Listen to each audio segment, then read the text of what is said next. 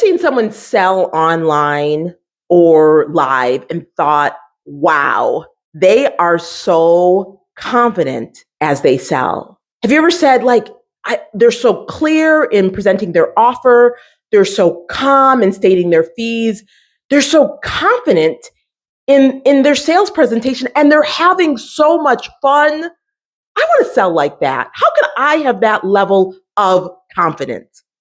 Listen, I remember saying that. Like, I want to have that level of confidence. I am sick and tired of hesitating, procrastinating, and having this fear of rejection that is stopping me from selling. So if that's you. If you want to sell your 5-figure, 6-figure, 7-figure offer at a level of confidence that even blows your mind, I'm going to share with you 3 beliefs that I had to adopt that are going to help you sell with confidence and with more confidence. So the first one is knowing that selling is significant. Selling is significant. And you might say, what? Because maybe you've heard, maybe you've believed, maybe you've said, maybe you've thought that selling is a necessary evil. Like, yes, I'm in business. And because I'm in business, I know I have to sell, but this is just a necessary evil, part of my job, so that I can do what I love to do. No. Selling, there's nothing necessarily evil about selling. Selling is significant. And why do I say that? Because selling adds value in the world. And not only monetary value, right? Because we know that selling produces jobs, creates more products and services. Let's talk about the emotional value that it brings to the world. Well, think about a time maybe when you bought your family a memorable experience. Maybe it was a cruise, maybe it was a road trip, maybe it was a week at the beach. And you bought this and you planned it, and maybe you made it really special, you made it a surprise, and you created these beautiful family memories. And you guys talk about it and laugh about it, and you have your inside jokes. See that experience that you bought for your family, someone had to sell it to you. And because you bought it, you provided for yourself and your family emotional value, memorable emotional value. Selling is significant. Or maybe you bought a loved one a special gift that they've been eyeing, but they weren't going to buy it for themselves.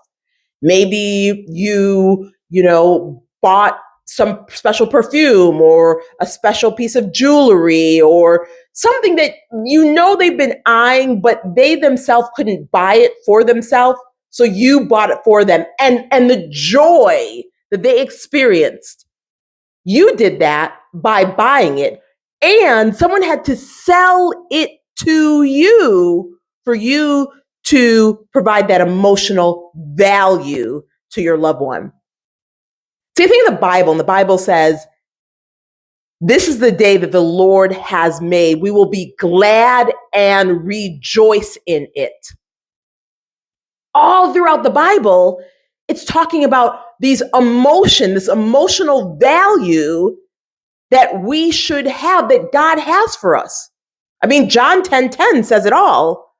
I've come to give you life and life more abundantly. Life is not just to be lived, it's supposed to be celebrated. And when someone sells something to you, it's helping you provide emotional value to another person, and that's why it's significant. Number 2, and this is the belief, when you not only hear it, but you become this belief, you're going to sell in a way that is going to draw premium value clients to you who are ready to invest at the highest level. Number 2 is selling is solution oriented.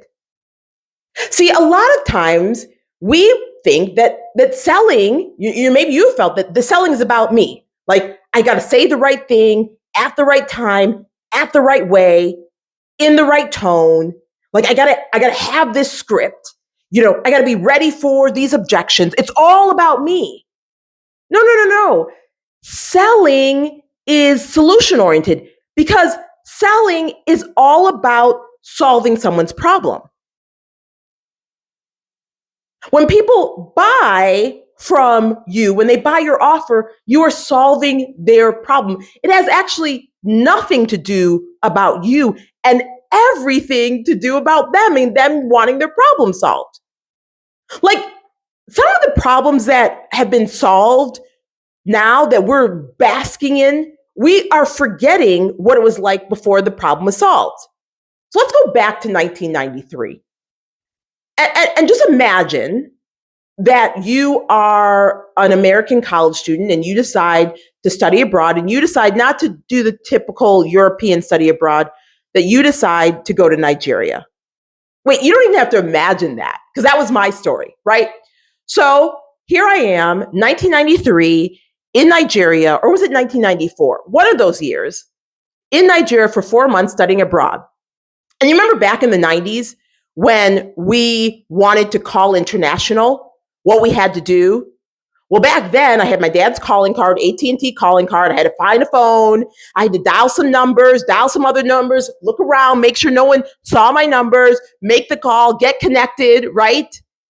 And then I was able to speak to my parents and check in on them, right? Or have them check in on me, whatever the case is. Do you remember what calling abroad used to be? Like it was a thing. But now, what is it? It's not a problem. Because there's WhatsApp and other things. Like it is literally not a problem. WhatsApp is one of the solutions that made calling abroad not a thing. And your offer has the capacity to solve that level of problems, but you have to sell it, right? Like marketing has its part, but until someone buys and experience your product and your service, they're not going to fully get their problem solved. So the belief is to really know selling has nothing to do about you and everything to do about solving people's problem. So what is the problem that people want to solve, and solve that problem with your offer and sell that problem or that solution? What? Like, do you see how these beliefs change the game in the way that you sell? Listen, if you want to learn the 7 biggest money mistakes that female entrepreneurs make that keep them from millions, I have a free training. Go ahead and grab it now. You can go in the description box. I'll even leave it in the comment section. You're going to learn how to raise your prices without feeling guilty or feeling like you need to add more to your plate. You're going to learn how to be found by premium value clients who are ready to invest in your highest level offer. And you're going to learn how you can have a 5-figure, 6-figure, even 7-figure launch that you see online without burning out or feeling overwhelmed. So go ahead and grab this free training. The last belief that is going to help you take not only your sales confidence to the next level, but your business to the next level is selling is serving. See, selling is not something you do to someone. It's something that you do for someone. And I know most times when we talk about selling, when selling is said, it's like, oh, it's manipulative. It's about pushing and pulling and coercing and lying. No. That's not what selling is. Selling is serving. And if you're saying, Althea, why do you say that? Well, I actually don't say it. The Bible says that. See, in Proverbs, it says, they curse those who hoard their grain, but pray God's blessings on those who are willing to sell it. And of course, your grain is your knowledge, your expertise, your insight, your experience, your lived and learned trials. All of that grain. Just imagine that someone has a problem and you got an answer, but you're just holding that grain, you're hoarding that grain. But then someone else who also decides is willing to sell that. They're praying God's blessing, like, oh my gosh, thank you for selling this like, I didn't know that I could have a solution. And some things literally are life-changing that you wouldn't imagine would be life-changing. Like, your offer changes people's life. So let me go back to this. They pray God's blessings on those who are willing to sell. So I did a deep study. It says, because it's relying on God's principle of generosity.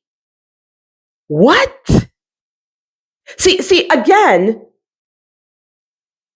selling is being generous. It's like, I have something that I know will help you, and I'm willing to sell it to you rather than keep it and hoard it to myself.